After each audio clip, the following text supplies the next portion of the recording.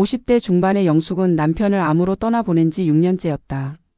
처음 1년은 울기만 했고 다음 2년은 멍하니 시간만 흘려보냈다. 그렇게 3년이 지나자 거울 속 자신이 낯설어졌다. 생기라곤 찾아볼 수 없는 얼굴, 구부정한 어깨, 하루 종일 TV만 보다 잠드는 일상. 이렇게 살다간 정말 죽은 사람처럼 살게 될 것 같았다. 친구들은 취미를 가져보라고 했다.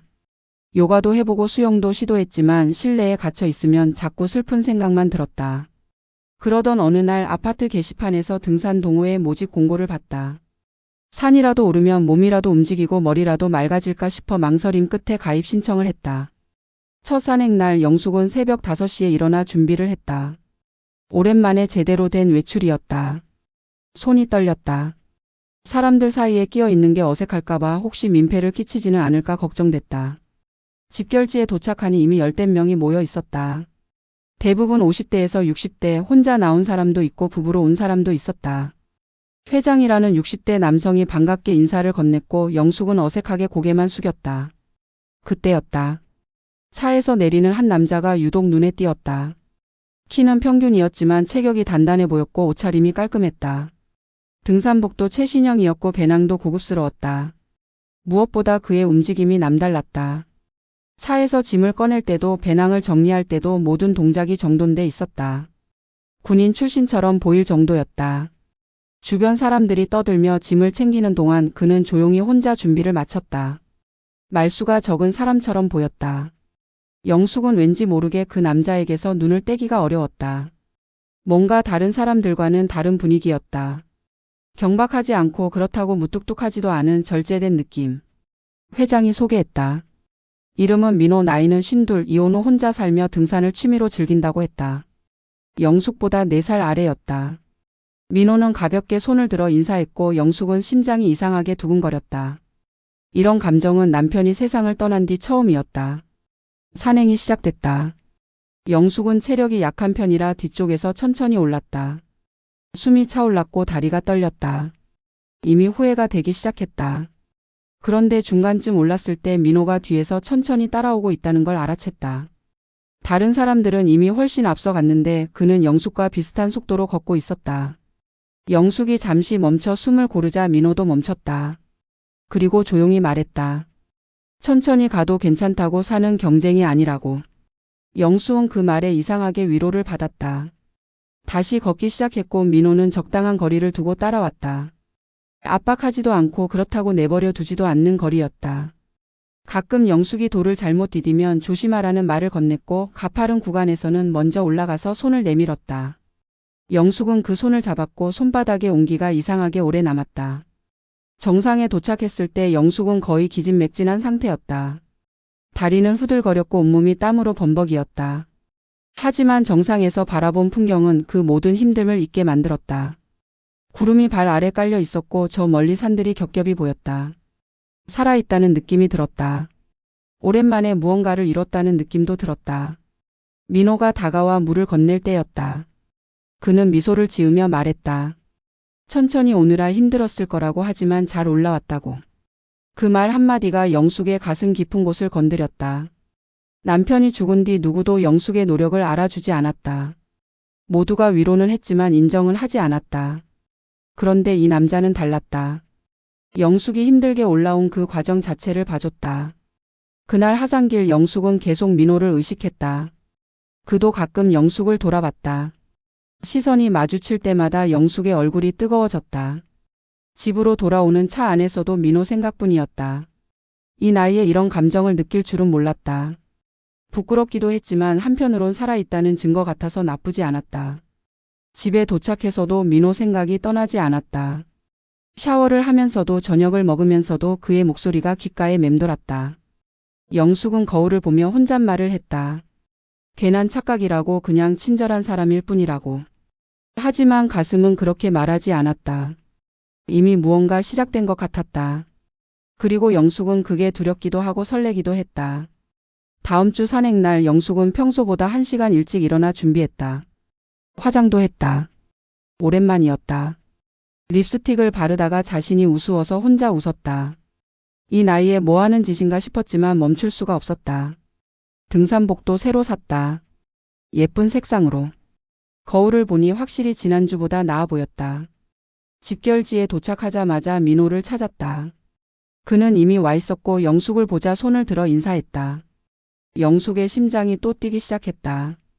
산행이 시작되고 이번에도 민호는 영숙 근처에 있었다. 우연인 것처럼 보였지만 영숙은 알고 있었다. 이건 우연이 아니라는 걸. 등산로 초입부터 민호는 영숙 옆에 섰다. 다른 회원들이 앞서가도 그는 영숙의 속도에 맞춰 걸었다. 가끔 나뭇가지를 치워주고 미끄러운 돌을 알려줬다. 쉬는 시간이 되면 자기 배낭에서 간식을 꺼내 건넸다. 그것도 영숙이 좋아하는 호두과자였다. 영숙이 지난주에 쉬는 시간에 그걸 먹는 걸 봤던 모양이었다. 영숙은 그 작은 배려에 마음이 흔들렸다. 남편도 이런 세심함은 없었다. 남편은 좋은 사람이었지만 둔한 사람이기도 했다. 영숙이 무엇을 좋아하는지 무엇을 힘들어하는지 크게 신경 쓰지 않았다. 하지만 민호는 달랐다. 겨우 2번 만났을 뿐인데 영숙의 작은 습관까지 기억하고 있었다. 정상 근처 쉼터에 도착했을 때였다. 사람들이 둘러앉아 쉬는데 민호가 자연스럽게 영숙 옆에 앉았다. 너무 자연스러워서 다른 사람들도 이상하게 여기지 않았다. 아니 어쩌면 이미 눈치챘을지도 몰랐다. 영숙과 민호를 보는 눈빛이 예사롭지 않았으니까. 민호는 자기가 싸온 김밥을 영숙에게 나눠줬다. 영숙도 자기 것을 나눴다. 둘은 나란히 앉아 밥을 먹으며 산 아래 풍경을 바라봤다. 말은 많지 않았지만 침묵이 불편하지 않았다. 오히려 편안했다.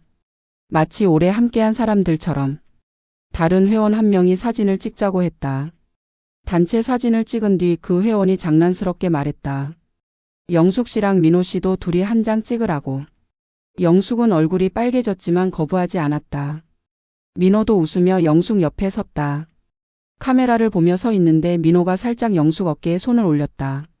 찰칵 소리와 함께 사진이 찍혔고 영숙은 어깨에 남은 그의 손의 무게를 한참 동안 느꼈다. 그날 이후 산행 때마다 같은 패턴이 반복됐다. 민호는 항상 영숙 근처에 있었다. 출발할 때부터 도착할 때까지 마치 정해진 짝처럼 함께 움직였다. 미끄러운 구간에선 먼저 올라가 손을 내밀었고 가파른 내리막에선 뒤에서 조심하라고 말해줬다.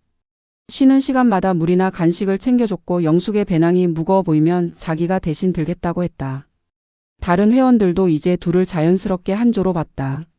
출석을 부를 때도 영숙 씨, 민호 씨하고 연달아 불렀고 조를 나눌 때도 자동으로 같은 조에 넣었다. 누군가 왜 결혼 안 하냐고 농담을 던지기도 했다. 영숙은 부끄러워하면서도 부정하지 않았다. 민호도 웃기만 할 뿐 아니라고 말하지 않았다. 어느 산행날 비가 조금 내렸다. 영숙이 우산을 꺼내려는데 민호가 먼저 자기 우산을 펼쳐 영숙 머리 위에 받쳐줬다. 자기는 모자만 쓰고 비를 맞으면서. 영숙이 미안하다고 하자 민호는 괜찮다며 웃었다. 그 웃음이 너무 따뜻해서 영숙은 눈물이 날 뻔했다. 산에서만큼은 민호는 완벽한 남자친구였다. 아니 남편보다 더 나은 동반자였다. 영숙의 모든 것을 세심하게 챙겼고 힘들 때 힘이 돼줬고 외로울 때 옆에 있어줬다. 산 위에서 둘이 나란히 서 있으면 정말 연인 같았다. 아니 연인이었다. 적어도 그 순간만큼은. 영숙은 행복했다. 오랜만에 느끼는 행복이었다. 일주일 내내 다음 산행 날만 기다렸다. 민호를 만날 생각에 밤에 잠도 안 왔다. 옷장을 열어 어떤 옷을 입을지 고민하고 거울 앞에서 머리 모양을 이것저것 바꿔보기도 했다. 마치 첫사랑에 빠진 20살처럼. 하지만 영숙은 몰랐다. 산 아래로 내려가면 모든 게 달라진다는 걸. 그 따뜻한 손길도 다정한 눈빛도 세심한 배려도 산 위에만 존재한다는 걸. 아직은 몰랐다. 아니 알고 싶지 않았다. 문제는 산에서 내려온 뒤였다. 첫 번째 산행이 끝나고 집에 돌아온 영숙은 들뜬 마음으로 민호에게 문자를 보냈다. 오늘 재미있었다고 다음 주도 기대된다고. 하지만 답장은 오지 않았다. 1시간이 지나도 2시간이 지나도 아무 반응이 없었다. 영숙은 혹시 바쁜가 싶어 이해하려 했다. 남자들은 원래 연락이 느리다고 큰 의미 두지 말라고 스스로를 달랬다. 하지만 자꾸 핸드폰을 확인하게 됐다. 알림이 올 때마다 가슴이 뛰었다가 민호가 아니면 실망했다. 다음 날 저녁이 돼서야 답장이 왔다. 딱 한 줄. 네, 수고하셨습니다. 그게 전부였다. 영숙은 그 짧은 문장을 몇 번이나 읽었다. 뭔가 이상했다. 산에서 그렇게 다정하던 사람의 메시지라고는 믿기지 않았다. 너무 건조하고 너무 형식적이었다. 영숙은 다시 메시지를 보냈다. 이번 주말에 시간 있냐고 밥이라도 같이 먹자고. 하지만 이번에도 답은 늦었다. 하루가 지나서야 미안하다는 답이 왔다. 주말에 일이 있다고 다음에 보자고. 영숙은 가슴이 철렁했다. 이건 거절이었다. 완곡하지만 분명한 거절. 그래도 영숙은 포기하지 않았다. 다음 산행 날을 기다렸다. 산에서 만나면 또 다를 거라고 착각이었을 거라고 믿고 싶었다. 그리고 산행 날이 왔다. 민호는 여전히 밝게 웃으며 영숙을 반겼다. 마치 지난 일주일 동안 연락을 무시한 게 없었던 것처럼. 산을 오르는 내내 민호는 또 다정했다. 손을 잡아주고 물을 건네고 간식을 나눠줬다. 영숙은 혼란스러웠다.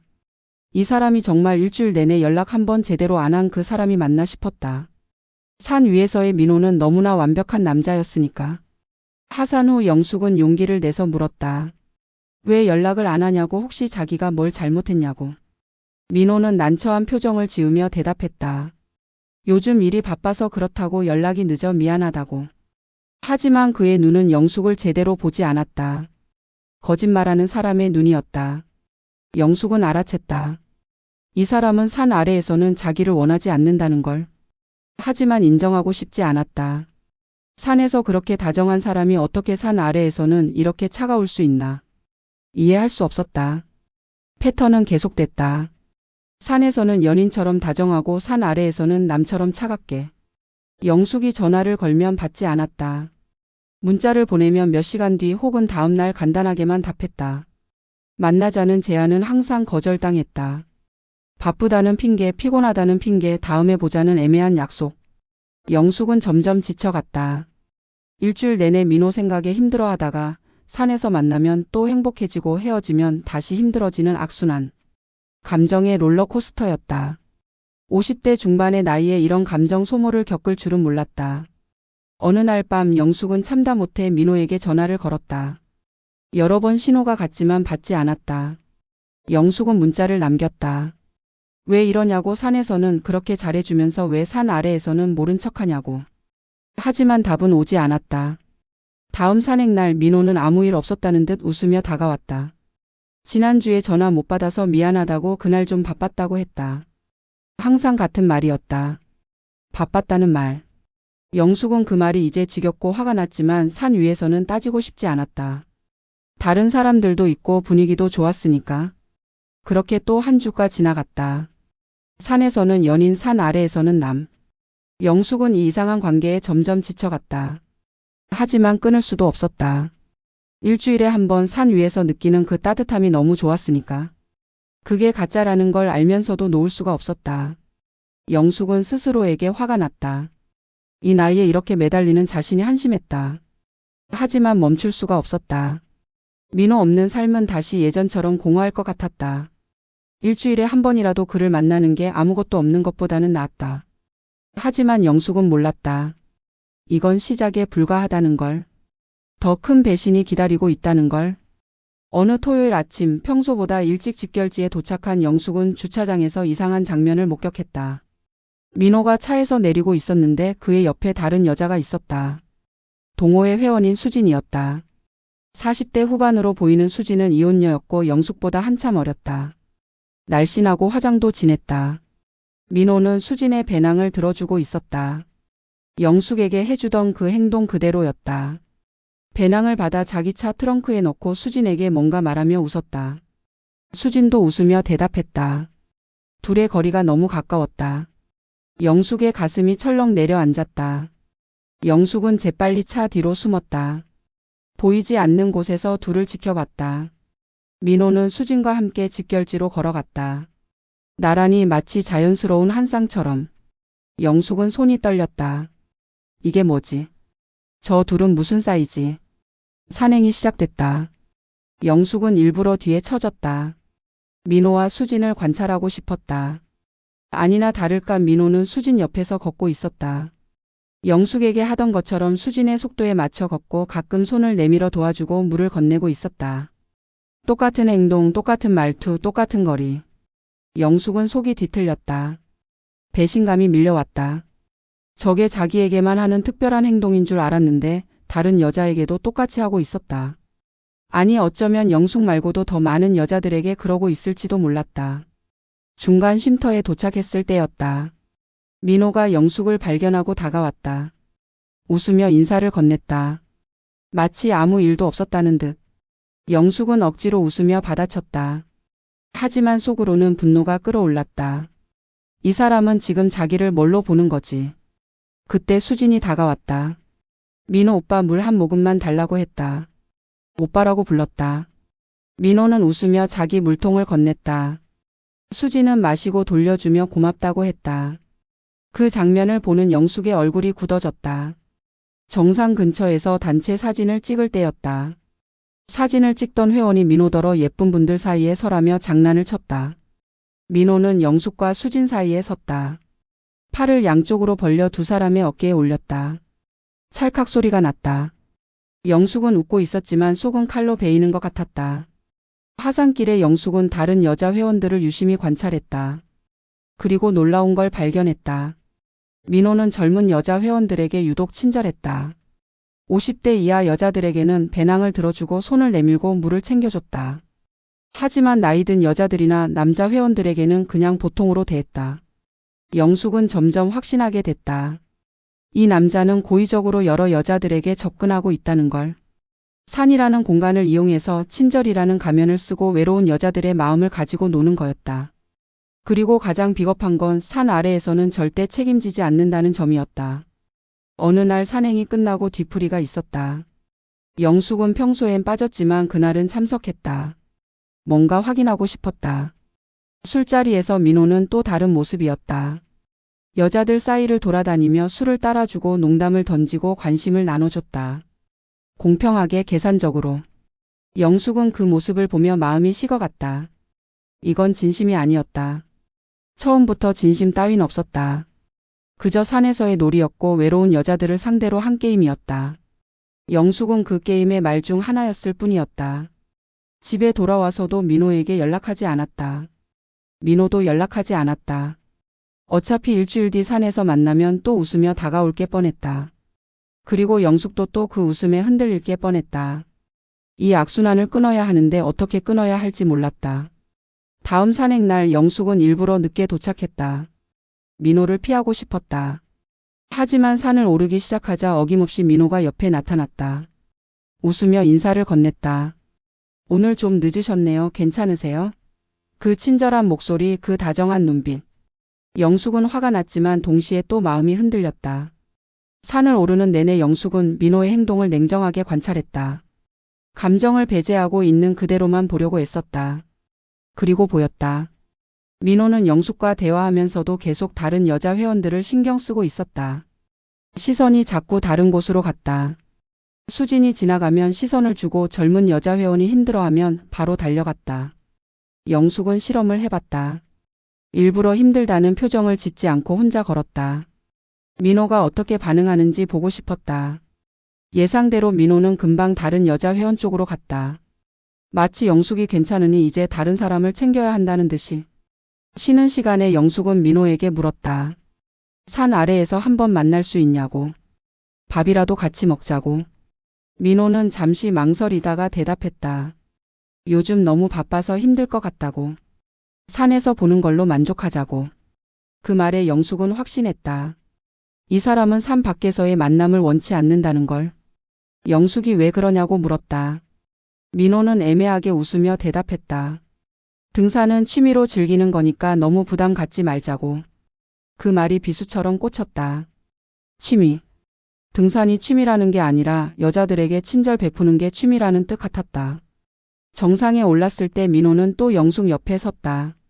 사진을 찍자고 했다. 영숙은 거절하고 싶었지만 다른 회원들이 보는 앞에서 거절할 수도 없었다. 함께 사진을 찍었다. 민호는 영숙의 어깨에 손을 올렸다.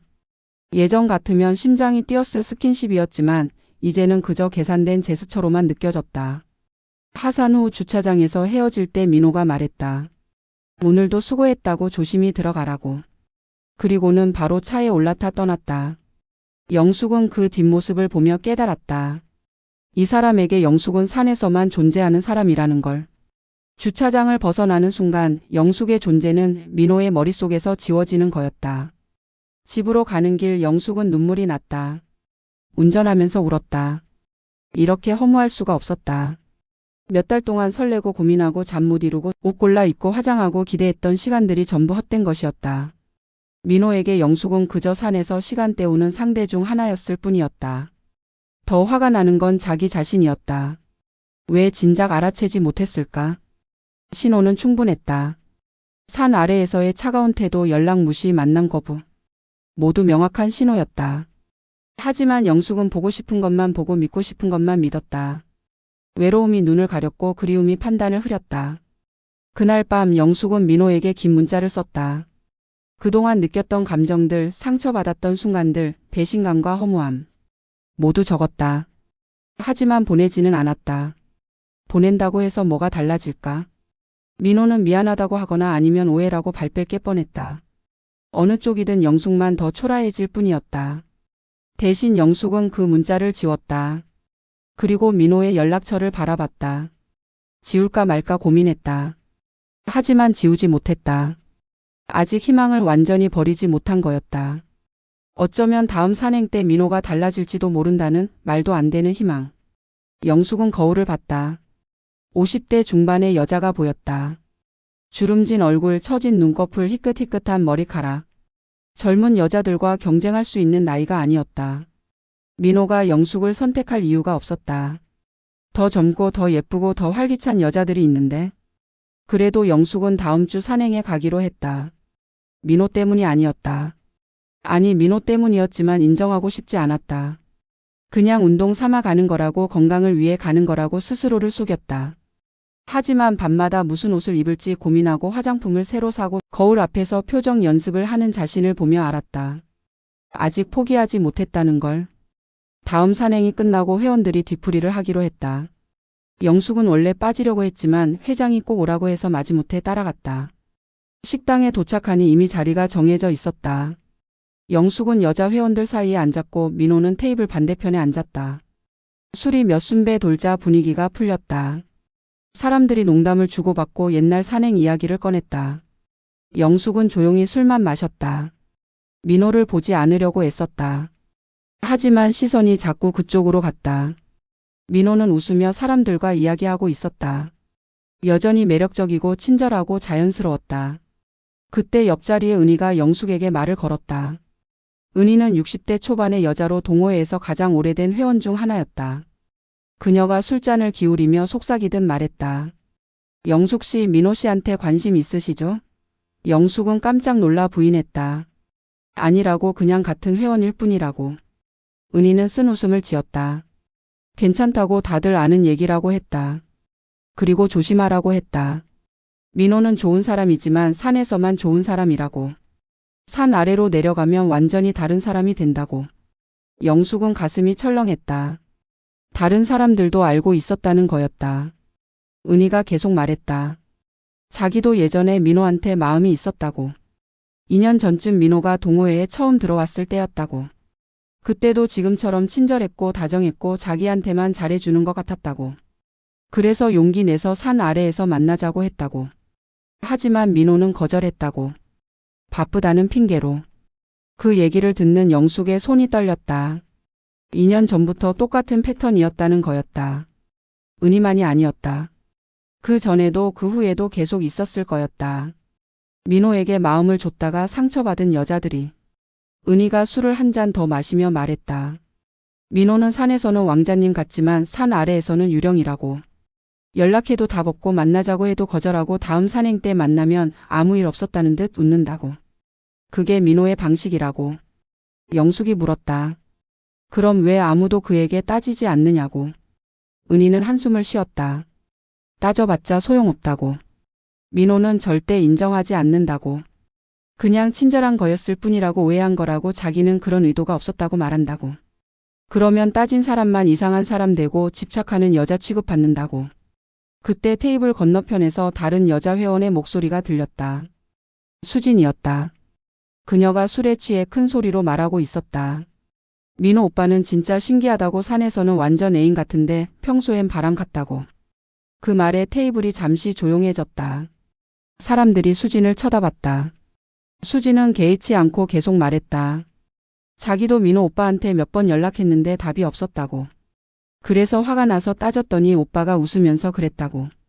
산에서만 즐겁게 지내면 되지 왜 산 밖까지 가져가냐고. 그 말에 영숙은 충격을 받았다. 민호가 직접 그런 말을 했다는 거였다. 산에서만 즐겁게 지내라고. 산 밖까지 가져가지 말라고. 얼마나 뻔뻔한 사람인가. 얼마나 계산적인 사람인가. 수진이 웃으며 말했다. 그래도 산에서는 오빠가 잘해주니까 좋다고. 일주일에 한 번 연인 놀이하는 것도 나쁘지 않다고. 어차피 진짜 사귀는 것도 아니고 그냥 산에서 즐기는 거라고. 그 말에 몇몇 사람들이 웃었다. 하지만 영숙은 웃을 수 없었다. 영숙은 깨달았다. 어떤 사람들은 그걸 알면서도 받아들인다는 걸. 민호의 친절이 가짜라는 걸 알면서도 일주일에 한 번이라도 그 따뜻함을 느끼고 싶어서 참는다는 걸. 그게 더 비참하게 느껴졌다. 은희가 영숙의 어깨를 토닥이며 말했다. 너무 상처받지 말라고. 민호는 나쁜 사람은 아니라고. 그냥 산에서만 감정을 쓰는 사람일 뿐이라고. 산 아래에서까지 책임지고 싶지 않은 사람이라고. 그런 사람도 있다고. 영숙은 화장실에 갔다. 거울을 봤다. 눈물이 고여 있었다. 몇 달 동안 품었던 기대가 설렘이 희망이 전부 무너져 내렸다. 영숙은 민호에게 특별한 사람이 아니었다. 그저 많은 여자들 중 하나였을 뿐이었다. 산에서 시간 때우는 상대 중 하나였을 뿐이었다. 화장실에서 나오니 민호가 복도에 서 있었다. 영숙을 기다리고 있었던 것 같았다. 그가 다가와 물었다. 괜찮냐고. 얼굴이 안 좋아 보인다고. 그 친절한 목소리, 그 걱정하는 표정. 영숙은 이제 그게 전부 연기라는 걸 알았다. 영숙은 민호를 똑바로 쳐다보며 물었다. 나한테도 다른 사람들한테 하는 것처럼 하는 거냐고. 산에서만 친절한 척하고 산 아래에서는 모르는 척하는 거냐고. 민호는 잠시 당황한 표정을 지었다. 하지만 금방 웃으며 대답했다. 민호는 말했다. 오해라고. 자기는 그냥 모두에게 친절한 것뿐이라고. 영숙이 특별한 의미를 둔 거라고. 등산은 즐겁게 하는 거니까 너무 의미 두지 말라고. 그 말이 마지막 못을 박았다. 너무 의미 두지 말라고. 마치 영숙이 혼자 착각한 것처럼. 영숙은 더 이상 말하지 않았다. 말해봤자 소용없다는 걸 알았다. 민호는 절대 인정하지 않을 거였다. 자기 잘못을 인정하는 순간 산에서의 이 게임을 계속할 수 없으니까. 영숙은 그냥 고개를 끄덕이고 자리로 돌아갔다. 그날 밤 영숙은 결심했다. 이제 끝내야겠다고. 더 이상 민호의 게임에 놀아나지 않겠다고. 하지만 어떻게 끝낼지는 아직 몰랐다. 그냥 동호회를 그만둘 수도 있었다. 하지만 그건 도망치는 것 같았다. 영숙은 제대로 끝내고 싶었다. 민호뿐만 아니라 모든 사람들이 알 수 있도록. 다음 주 영숙은 산행에 참석하지 않았다. 핑계를 대고 빠졌다. 민호에게서 연락이 올까 기대했지만 아무 연락도 없었다. 역시나였다. 영숙이 없어도 민호는 아무렇지 않았다. 다른 여자들이 있으니까. 그 주 내내 영숙은 생각했다. 어떻게 해야 할까? 그냥 조용히 동호회를 그만두고 잊어버릴까? 하지만 그건 너무 분했다. 민호는 계속 같은 짓을 반복할 거였다. 다른 여자들도 영숙처럼 상처받을 거였다. 누군가는 막아야 했다. 영숙은 동호회 여자 회원들에게 조심스럽게 연락하기 시작했다. 먼저 은희에게 전화했다. 은희는 기다렸다는 듯 이야기를 쏟아냈다. 민호 때문에 상처받은 사람이 자기만이 아니라고. 최소한 대여섯 명은 된다고. 영숙은 그 사람들의 연락처를 받았다. 한 명 한 명 조심스럽게 연락했다. 모두 비슷한 이야기였다. 산에서는 다정하고 친절하고 특별한 대우를 해주다가 산 아래에서는 차갑게 거리를 뒀다고. 만나자는 제안을 거절하고 연락을 무시하고 다음 산행 때는 아무 일 없었다는 듯 대했다고. 그중 한 명은 울먹이며 말했다. 자기는 진짜 사랑하는 줄 알았다고. 민호가 자기한테만 특별하게 대하는 줄 알았다고. 그래서 고백까지 했다고. 하지만 민호는 웃으며 거절했다고. 자기는 그런 마음이 없다고 오해한 거라고. 또 다른 한 명은 화가 나서 떨리는 목소리로 말했다. 민호는 고의적으로 그러는 거라고. 여자들의 마음을 가지고 노는 거라고. 산에서만 로맨스를 즐기고 책임은 지지 않는 비겁한 남자라고. 영숙은 이야기를 들으면서 패턴을 정리했다. 민호는 항상 같은 방식으로 움직였다. 처음에는 자연스럽게 친절을 베풀고 점차 더 친밀한 행동을 하고 여자가 마음을 열면 적당히 거리를 두고 산 아래에서는 철저히 선을 긋는다. 그리고 다음 산행 때는 아무 일 없었다는 듯 다시 친절하게 대한다. 가장 충격적인 건 기간이었다. 민호는 2년 넘게 이런 짓을 해왔다. 아니 어쩌면 더 오래됐을 수도 있었다. 최소한 영숙이 확인한 것만 6명이었고 확인하지 못한 사람들까지 포함하면 더 많을 수도 있었다. 영숙은 한 가지 더 알아냈다. 민호는 절대 같은 시기에 여러 여자에게 집중하지 않는다는 것. 한 명씩 타겟을 정해서 몇 주 동안 집중적으로 대하다가 그 여자가 마음을 열거나 요구가 많아지면 슬쩍 거리를 두고 다른 여자에게로 옮겨간다는 것. 그렇게 돌아가면서 여러 여자들을 상대한다는 것. 영숙은 소름이 돋았다. 이건 단순한 친절이 아니었다. 계산된 행동이었다. 민호는 정확히 선을 알고 있었다. 법적으로 문제될 것도 누가 봐도 명백히 잘못된 것도 아닌 애매한 선. 그래서 피해자들이 목소리를 내기 어려운 선. 영숙이 물었다. 왜 아무도 동호회에서 문제 제기를 안 했냐고. 은희가 대답했다. 해봤자 소용없다고. 민호는 절대 인정하지 않고 증거도 없고 다른 회원들은 대부분 남자거나 나이 많은 여자들이라 별로 관심이 없다고. 오히려 문제 제기하면 예민한 여자 집착하는 여자 취급받는다고. 영숙은 분노가 치밀었다. 이렇게 비겁한 방식으로 여자들을 상대하면서도 아무런 대가를 치르지 않는다는 게 너무 화가 났다. 민호는 계속 산에 나오고 계속 친절한 척하고 계속 새로운 여자들을 낚을 거였다. 영숙은 결심했다. 직접적으로 대응하겠다고. 하지만 감정적으로 따지지는 않기로 했다. 그렇게 하면 영숙만 손해였다. 대신 냉정하게 명확하게 모두가 볼 수 있는 자리에서 민호의 민낯을 드러내기로 했다.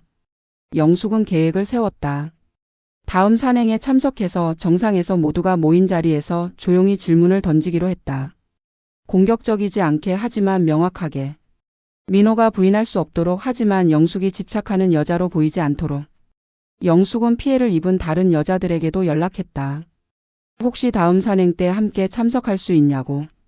모두가 같은 경험을 했다는 걸 보여주고 싶었다. 혼자가 아니라는 걸 보여주고 싶었다. 몇 명은 거절했다. 너무 창피하다고 다시는 민호 얼굴을 보기 싫다고. 하지만 몇 명은 동의했다.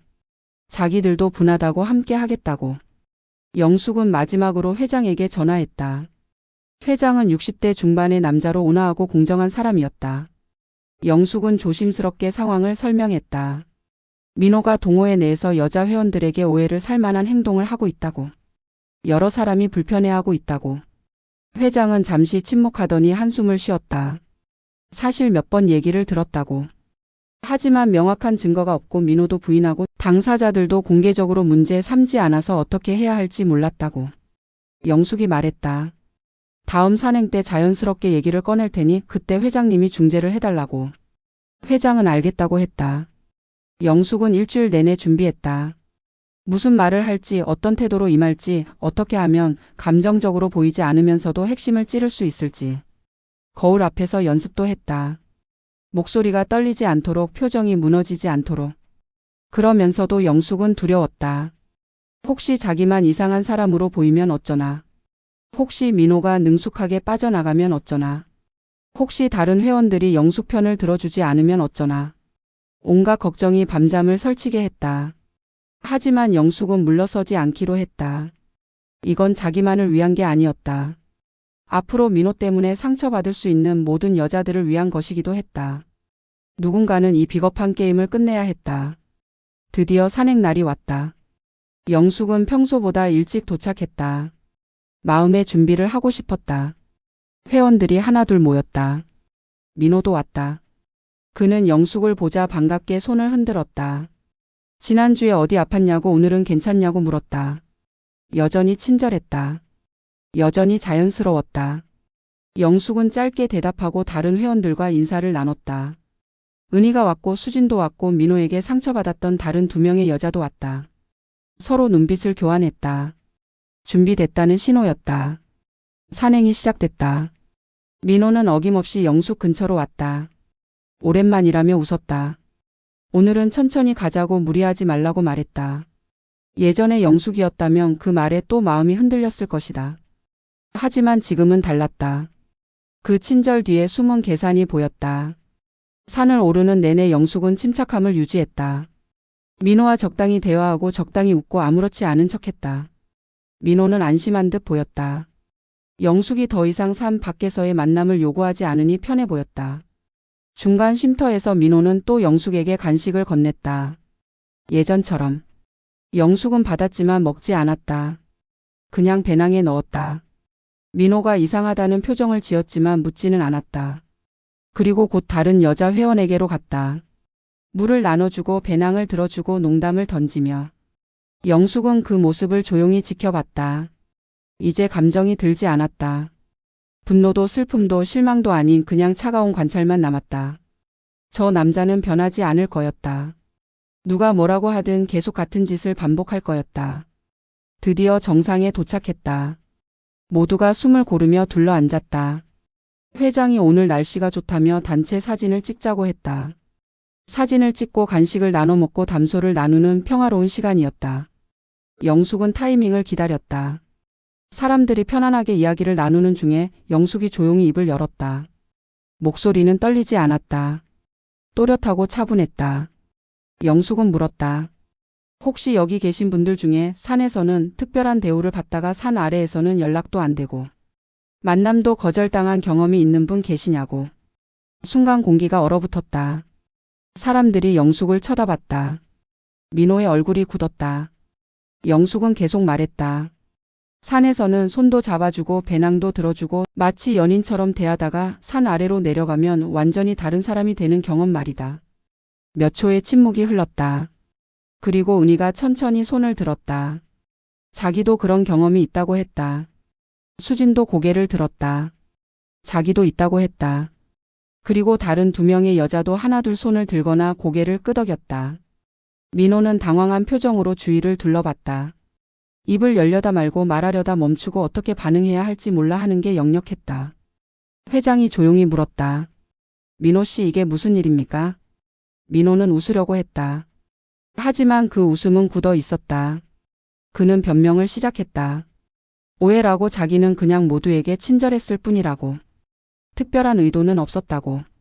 여자 회원들이 혼자 착각한 거라고. 영숙이 조용히 말했다. 그럼 왜 산 아래에서는 연락을 안 받냐고. 왜 만나자는 제안을 거절하냐고. 왜 산에서만 다정하냐고. 만약 정말 친절일 뿐이었다면 산 밖에서도 똑같이 대해야 하는 거 아니냐고. 민호는 대답하지 못했다. 말문이 막힌 것 같았다. 다른 회원들이 웅성거리기 시작했다. 이게 무슨 일이냐고. 민호가 정말 그랬냐고. 여러 명한테 그랬냐고. 은희가 나섰다. 자기는 2년 전에 민호한테 산 아래에서 만나자고 했는데 거절당했다고. 그 후로도 몇 번 연락했지만 답이 없었다고. 하지만 다음 산행 때는 아무 일 없었다는 듯 또 친절하게 대했다고. 수진도 말했다. 자기도 비슷한 경험을 했다고. 민호가 산에서는 오빠라고 부르라며 친밀하게 대하다가 산 아래에서는 차갑게 선을 그었다고. 그래서 따졌더니 산에서만 즐기면 되는 거 아니냐고 너무 의미 두지 말라고 했다고. 다른 여자 회원도 하나씩 자기 경험을 말하기 시작했다. 모두 비슷한 패턴이었다. 산에서의 다정함, 산 아래에서의 냉담함, 그리고 다음 산행 때의 아무렇지 않은 태도. 민호는 점점 궁지에 몰렸다. 변명을 늘어놓았다. 바빠서 그랬다고 오해가 있었다고 자기는 그런 의도가 아니었다고. 하지만 그 변명들은 너무 허술했다. 여러 명이 같은 경험을 했다는 게 증명됐으니까. 회장이 무거운 목소리로 말했다. 민호 씨 이건 심각한 문제입니다. 우리 동호회는 등산을 즐기는 모임이지 이런 식으로 회원들을 불편하게 만드는 곳이 아닙니다. 민호는 대답하지 못했다. 그저 고개를 숙이고 있을 뿐이었다. 영숙이 마지막으로 말했다. 자기는 민호를 공격하려는 게 아니라고. 다만 앞으로 이런 일이 반복되지 않기를 바란다고. 산에서의 친절이 진심이라면 산 아래에서도 똑같이 대해야 한다고. 아니면 아예 그런 친절을 하지 말든가. 민호는 여전히 아무 말도 하지 않았다. 할 수 있는 말이 없었다. 변명도 부인도 어떤 것도 통하지 않았다. 너무 많은 사람이 같은 경험을 했고 너무 명확한 패턴이 드러났으니까. 회장이 말했다. 오늘은 일단 하산하고 다음 운영진 회의에서 이 문제를 논의하겠다고. 민호에게는 그때까지 산행 참석을 자제해달라고. 민호는 고개만 끄덕였다. 반론할 여지가 없었다. 하산길은 어색했다. 사람들이 수군거렸다. 민호는 혼자 앞서 내려갔다. 영숙은 은희, 수진과 함께 천천히 내려왔다. 세 사람은 말이 없었지만 표정은 후련해 보였다. 드디어 말했다는 안도감, 드디어 끝냈다는 해방감. 주차장에 도착했을 때 민호는 이미 차를 타고 떠나고 있었다. 뒤도 돌아보지 않았다. 영숙은 그 뒷모습을 보며 생각했다. 이제 끝이라고. 산에서만 존재하던 그 가짜 관계가 끝났다고. 일주일 후 운영진 회의가 열렸다. 영숙도 참석했다. 피해를 입은 다른 여자 회원들도 몇 명 참석했다. 민호는 오지 않았다. 회장이 말하길 민호한테 연락했지만 답이 없었다고 한다. 회의에서 사람들은 각자 경험을 공유했다. 생각보다 더 많은 사람이 민호의 행동을 문제 삼았다. 직접적인 피해를 입지 않은 회원들도 민호의 행동이 부적절했다고 말했다. 동호회 분위기를 해친다고 여자 회원들이 불편해한다고. 회장은 운영진과 상의한 끝에 결정을 내렸다. 민호를 동호회에서 제명한다고. 이의를 제기할 수 있지만 민호가 응하지 않는다면 자동으로 제명 처리한다고. 참석한 회원들 대부분이 동의했다. 그 결정이 내려지자 영숙은 이상한 감정을 느꼈다. 후련함도 있었지만 한편으론 씁쓸함도 있었다. 민호라는 사람이 완전히 나쁜 사람은 아니었으니까. 그저 산이라는 공간에서만 로맨스를 즐기고 싶어 했던, 책임지기 싫어했던 비겁한 사람이었을 뿐이니까. 회의가 끝나고 은희가 영숙에게 다가왔다. 고맙다고 했다. 영숙 덕분에 용기를 낼 수 있었다고. 혼자였다면 절대 말하지 못했을 거라고. 수진도 다가와 같은 말을 했다. 다른 여자 회원들도 하나씩 영숙에게 고마움을 표현했다. 영숙은 그제야 자신이 옳은 일을 했다는 걸 실감했다. 혼자 참았다면, 혼자 사귀었다면 민호는 계속 같은 짓을 했을 것이다. 그리고 더 많은 여자들이 상처받았을 것이다. 영숙이 목소리를 냈기에 다른 사람들도 목소리를 낼 수 있었다. 며칠 후 민호한테서 문자가 왔다. 짧은 메시지였다. 미안하다고, 자기가 잘못 생각했다고, 앞으로 조심하겠다고. 그게 전부였다. 영숙은 답장하지 않았다. 답장할 필요가 없었다. 이미 끝난 일이었으니까. 그 후로 민호는 동호회에 나타나지 않았다. 처음에는 사람들이 그 이야기를 했지만 시간이 지나자 자연스럽게 잊혀졌다. 새로운 회원들이 들어왔고 산행은 계속됐다. 마치 민호가 처음부터 없었던 것처럼. 하지만 영숙은 잊지 않았다. 그 경험이 자신을 바꿨다는 걸 알았다. 예전에 영숙은 외로움 때문에 쉽게 흔들렸고 다른 사람의 친절에 쉽게 의지했고 상처받아도 참고 넘어갔다. 하지만 이제는 달랐다. 영숙은 배웠다. 진짜 친절과 가짜 친절을 구별하는 법을. 진심과 계산을 구별하는 법을. 그리고 가장 중요한 건 자기 자신을 지키는 법을. 참아야 할 때와 말해야 할 때를 구별하는 법을. 동호회에서 영숙의 위치도 달라졌다. 사람들이 영숙을 존중하기 시작했다. 용기 있는 사람, 옳은 말을 하는 사람으로. 새로 들어온 여자 회원들이 영숙에게 다가와 조언을 구했다. 영숙은 자기 경험을 나누며 조심하라고, 산에서의 친절이 항상 진심은 아니라고 말해줬다. 어느 산행날 새로 들어온 남자 회원이 영숙에게 친절하게 대했다. 예전에 영숙이었다면 또 설렜을 것이다. 하지만 이제는 침착하게 관찰할 수 있었다. 이 사람의 친절이 진심인지 아니면 민호처럼 계산된 것인지. 시간이 지나며 영숙은 그 남자가 진짜 좋은 사람이라는 걸 알게 됐다. 산에서도 산 아래에서도 똑같이 대하는 사람. 연락도 잘 받고 만나자는 제안에도 응하고 다른 사람들에게도 똑같이 친절한 사람. 민호와는 완전히 다른 사람. 영숙은 그 남자와 친구가 됐다. 연인은 아니었지만 좋은 등산 동료가 됐다. 서로를 존중하고 편안하게 대화하고 산 밖에서도 가끔 차 한잔하는 사이. 그게 더 좋았다. 억지로 만들어진 로맨스보다 자연스럽게 쌓인 신뢰가 더 가치 있었다. 민호 사건 이후 동호회 분위기도 달라졌다. 사람들이 서로를 더 존중하게 됐다. 남자 회원들도 여자 회원들에게 함부로 대하지 않게 됐다. 친절과 배려는 있지만 선을 넘지 않는.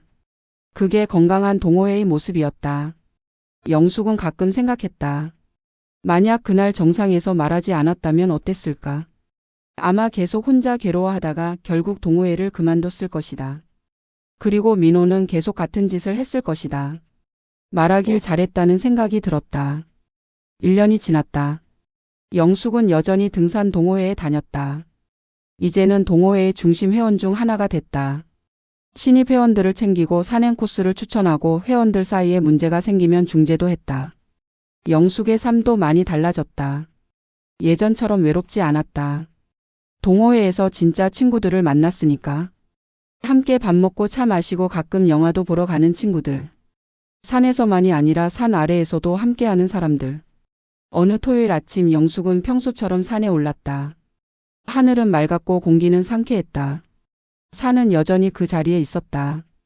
1년 전에도 2년 전에도 앞으로도 계속 그 자리에 있을 산. 정상에 올라 주위를 둘러보니 같은 풍경이 보였다. 겹겹이 쌓인 산들, 그 사이를 흐르는 구름, 저 멀리 보이는 도시. 변하지 않는 풍경. 하지만 그 풍경을 보는 영숙은 많이 달라져 있었다. 영숙은 깨달았다. 산은 사람을 바꾸지 않는다는 걸. 산은 그저 거기 있을 뿐이다. 사람이 산을 어떻게 대하느냐, 산에서 누구를 만나느냐, 산에서 무엇을 배우느냐에 따라 사람이 달라지는 것이다. 민호는 산을 도구로 사용했다. 여자들에게 접근하기 위한 무대로, 책임지지 않아도 되는 로맨스의 공간으로. 하지만 영숙은 달랐다. 영숙은 산에서 자신을 발견했다. 외로움을 이겨내는 법을, 진실을 구별하는 법을, 용기를 내는 법을. 은희가 다가와 영숙 옆에 섰다. 둘은 나란히 풍경을 바라봤다. 은희가 말했다. 영숙 씨 덕분에 자기도 많이 달라졌다고. 예전에는 남자한테 잘 보이려고만 했는데 이제는 자기 자신에게 집중한다고. 산을 오르는 것도 사람을 만나는 것도 모두 자기를 위해서라고. 영숙은 웃으며 대답했다. 자기도 똑같다고. 예전에는 누군가 옆에 있어줘야 안심했는데 이제는 혼자도 괜찮다고. 아니, 혼자가 더 좋을 때도 있다고. 혼자 있어야 자기 소리를 들을 수 있으니까. 두 사람은 잠시 침묵했다. 바람이 불어왔다. 상쾌한 바람. 그 바람에 실려 과거의 아픔들이 날아가는 것 같았다. 민호와의 기억, 상처받았던 순간들, 혼자 울던 밤들. 모두 바람에 실려 멀리 사라졌다. 하산길 영숙은 천천히 걸었다. 서두르지 않았다. 산은 경쟁이 아니니까. 자기 속도로 가면 됐다. 중간중간 멈춰 서서 주위를 둘러봤다. 꽃도 보고 나무도 보고 하늘도 봤다. 예전에는 민호만 보느라 이런 것들을 못 봤었다. 주차장에 도착했을 때 영숙은 뿌듯함을 느꼈다. 오늘도 산에 올랐다 내려왔다는 뿌듯함. 누군가와 함께여서가 아니라 자기 힘으로 올랐다 내려왔다는 뿌듯함. 그게 진짜 성취였다. 차에 올라타기 전 영숙은 산을 다시 한번 돌아봤다. 산은 여전히 거기 있었다. 다음 주에도 다음 달에도 내년에도 거기 있을 산. 영숙은 생각했다. 자기도 저 산처럼 흔들리지 않는 사람이 되고 싶다고. 누가 뭐라 해도 어떤 일이 생겨도 자기 자리를 지키는 사람. 집으로 가는 길 영숙은 라디오를 켰다. 경쾌한 음악이 흘러나왔다. 따라 부르며 운전했다. 마음이 가벼웠다. 오랜만에 느끼는 진짜 행복이었다. 누군가에게 기대서 얻는 행복이 아니라 자기 자신으로부터 나오는 행복. 집에 도착해 샤워를 하고 거울을 봤다. 1년 전의 얼굴과는 달랐다. 주름은 여전했고 머리카락도 여전히 희끗희끗했다.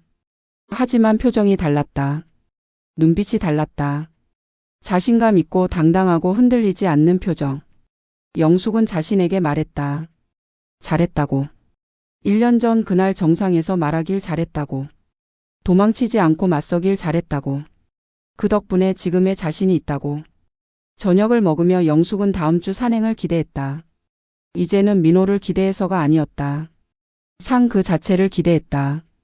정상에서 보는 풍경을, 오르며 느끼는 성취감을, 함께 가는 동료들과의 대화를. 그날 밤 영숙은 오랜만에 깊은 잠을 잤다. 악몽도 없었고 뒤척임도 없었다. 그저 편안한 잠. 마음이 평온한 사람만이 잘 수 있는 잠. 꿈을 꿨다. 산을 오르는 꿈이었다. 혼자였지만 외롭지 않았다. 가파른 길이었지만 두렵지 않았다. 한 걸음 한 걸음 올라가다 보니 어느새 정상이었다. 정상에서 본 풍경은 숨이 멎을 만큼 아름다웠다. 영숙은 그 꿈속에서 깨달았다. 인생도 산과 같다는 걸. 오를 때는 힘들지만 정상에 서면 모든 게 보인다는 걸. 산에서만 자라는 사람은 인생에서도 함께 내려올 수 없다는 걸. 진짜 동반자는 산에서도 산 아래에서도 똑같이 옆에 있어주는 사람이라는 걸.